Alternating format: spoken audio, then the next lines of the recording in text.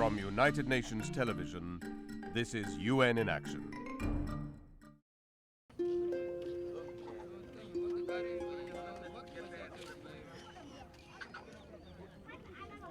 Mozambique has seen remarkable growth since the end of its 20-year civil war, but not all its citizens are participating in the country's new opportunities. 15-year-old Ilse Gwambe is one of those who are left behind. I met that boy and I got pregnant. Ilse, then just 13 years old, was unable to continue school, and her life was about to change irrevocably. After my baby was born, my parents sent me to live at my boyfriend's parents' place. I was insulted by his parents. I wasn't welcome at all. In Mozambique, more than half of all young girls are married before the age of 18, one of the highest rates of child marriage in the world. Most are expected to become mothers soon after. The UN Population Fund, UNFPA's regional director, Bettina Maas. The potential development of the girl is interrupted. The girls have less opportunities for education, they have less opportunities for economic integration and employment, they have less opportunities to have integration in the community as a young woman. In Mozambique's remote areas, many women and adolescent girls deliver their babies at home with no access to medical care. When there are complications, they risk developing a devastating injury called obstetric fistula, which occurs during prolonged labor without medical attention.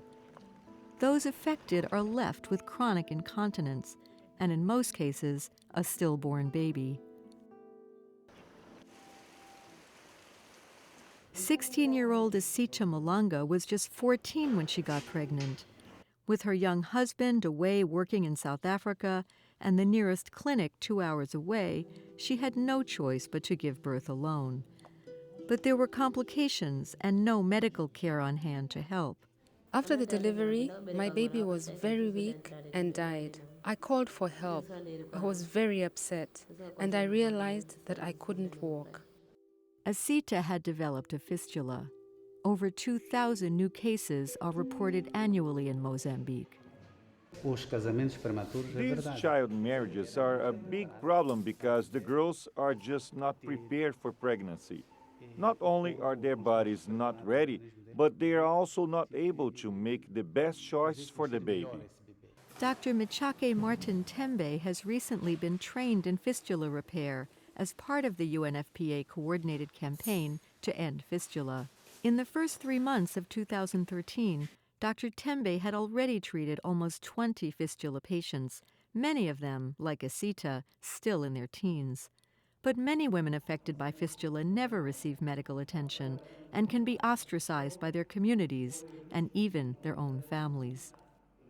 UNFPA supported the Ministry of Health to develop a national fistula strategy, laying out how to prevent fistula, but it also works on how to reintegrate the girls into society once they're operated. If I get better, I hope I can have children one day. I'd come to the clinic so that I could have assistance and deliver my baby in better conditions. That's what I hope for. And she may get her wish. After successful surgery, many women can resume a full life and bear children. Yet child marriage continues to impact young women's lives across Mozambique. UNFPA is helping challenge these practices in the hope that all women and girls may soon gain full access to health, education, development, and finally to equality. All I want is to go back to school. I don't want to return to my husband. I suffered a lot, and what I went through there was way too much. After school, I will be able to have a profession and move on my own.